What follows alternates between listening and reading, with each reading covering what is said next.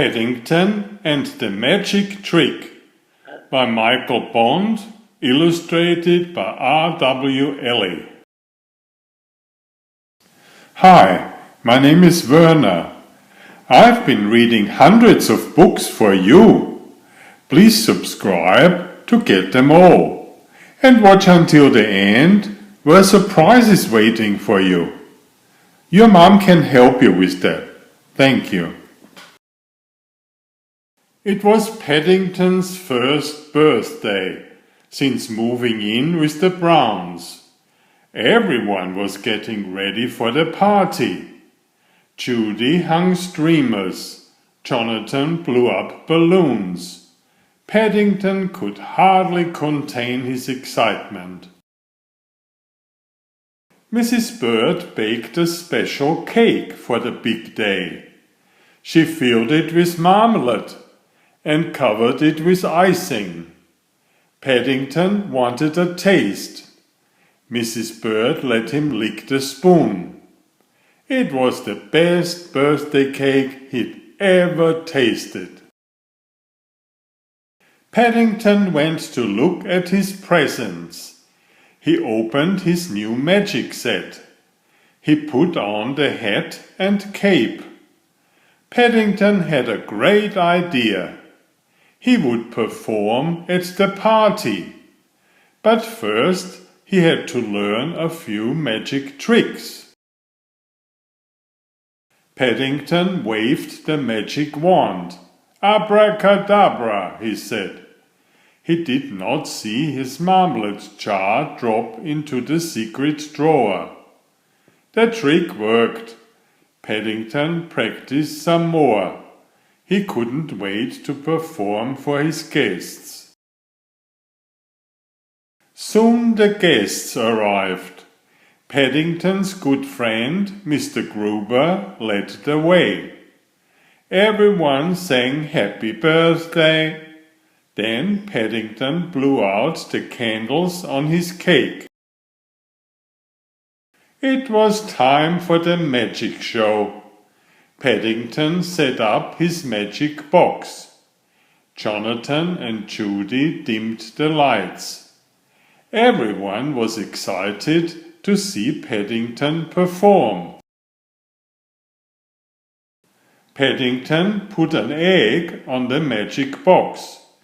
He covered it with a scarf. He said the magic word. He waved his wand. The egg had disappeared. Paddington took a bow.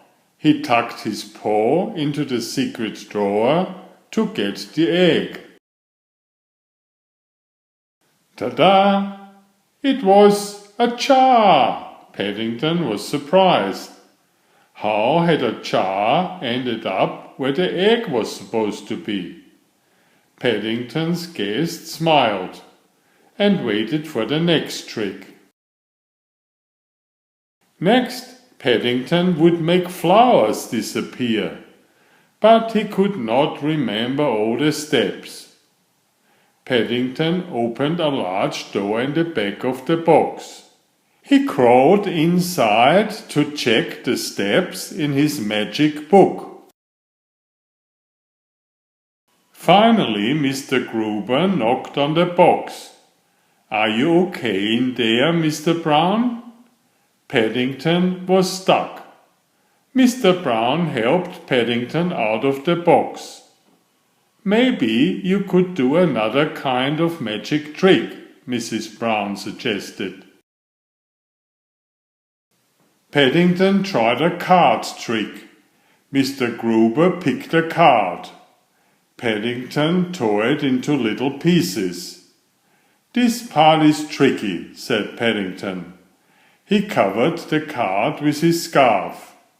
Paddington waved the wand. "Abracadabra," he said. "Oh," said Mr. Gruber, "the trick worked." He put his hand behind his ear and pulled out a coin. Mr. Gruber handed him the coin. Paddington knew just how he would spend it. He would buy their next morning buns. Paddington at the zoo. One day Jonathan and Judy decided to take Paddington on an outing to the zoo. Before they set off, Paddington made a large pile of marmalade sandwiches, 6 in all. But when they reached the zoo, the gatekeeper wouldn't let them in. "I'm sorry," he said. "Pets aren't allowed."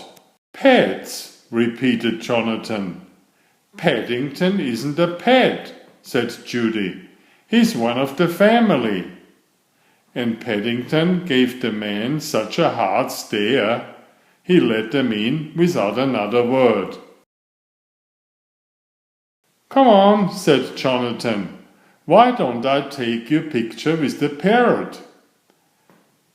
"Give a great big smile," called Judy. "Say cheese." "Cheese," said Paddington. "Squawk," said a parrot, as it took a big bite out of Paddington's sandwich. "Thank you very much. Squawk, squawk." Next, they went to see the Siberian wild dog. "Nice doggy," said Paddington. But the Siberian wild dog went "Ooh, ooh, ooh," and made Paddington jump so much the rest of the sandwich flew out of his hand and landed in the cage. "Let me take a picture of you with a donkey," said Jonathan. "Hee-haw!" brayed the donkey when it saw Paddington's sandwiches. "That's too gone," said Judy. Paddington's smile was getting less cheesy all the time. The elephant didn't wait to be asked either. It simply made a loud trumpeting noise, "Woo-woo-woo-woo-woo," and reached down with its trunk. Paddington watched as his third sandwich disappeared. He began to feel that going to the zoo was not such a good idea after all. But there was worse to follow. When the lion saw them coming, he gave a great roar. "Grrrr!" It was such a loud roar, Paddington dropped his fourth sandwich on the ground, and before he could say help, it was surrounded by pigeons. The only ones who didn't say anything were the penguins. They just stood there looking sad, as if they were all dressed up for a party, but had nowhere to go. Paddington felt so sorry for them, he gave them sandwich number 5.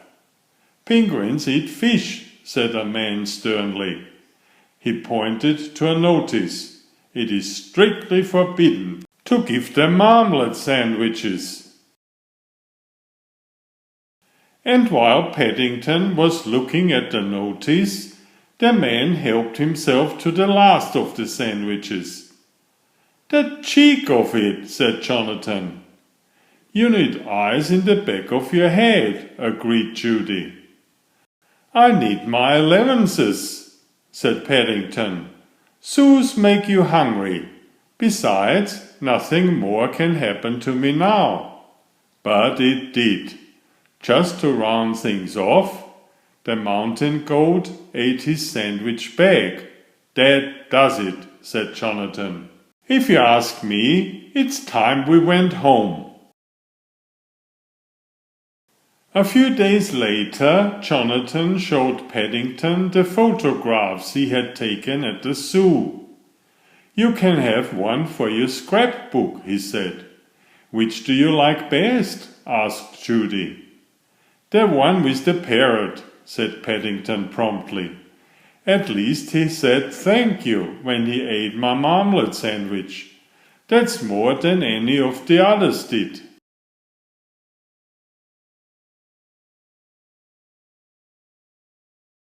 Please subscribe if you haven't already. Thank you. Enjoy my new series Oliver and Jumpy. 19 video books with about 500 pictures. There's text, but I also read it aloud for the younger children. I have written 65 stories and had them illustrated at great cost for your children's fun. Oliver is an elegant tomcat and Jumpy is his lady friend. Oliver loves to ride in Jumpy's pouch when they go for adventures together. Please find a link to the first book in the description of this video. Please always subscribe and like if you find my effort interesting. Thank you so much.